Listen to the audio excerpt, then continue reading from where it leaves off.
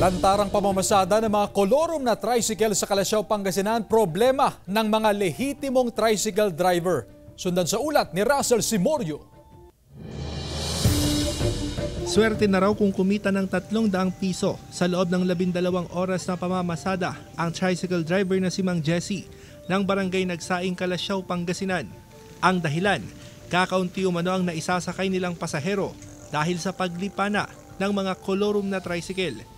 Hindi na raw kasi umaabot sa TODA terminal ang mga pasahero dahil sa kalsada pa lang nakaabang na ang mga kolorum na tricycle. Hindi kami kumikita ng maigi kasi halos yung kumukuha ng paseros namin talaga hindi nakakarating dito eh. Yung mga kolorum yung talaga nakakakuha tulad ng setas. Panawagan ng mga lehitimong pumapasadang tricycle driver sa Public Order and Safety Office, higpitan ng pagbabawal sa mga kolorum na tricycle. Aminado si Mang Gardo, hindi tunay na pangalan na kolorum ang ipinapasadang tricycle. Kapos daw siya sa pera kaya hindi naiparehistro ang kanyang tricycle. Pag hindi mo na parehistro ng 3 taon, wala na, hindi ka na iaanoan sa munisipyo. Pag may manghuli, iwas para hindi mahuli.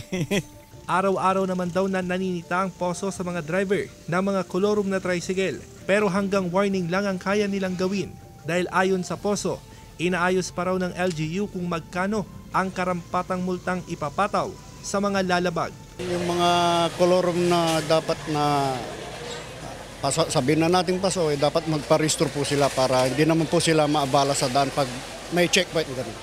Kasama si Daryl Peralta, Russell Simorio, One North, Sancha, Luzon.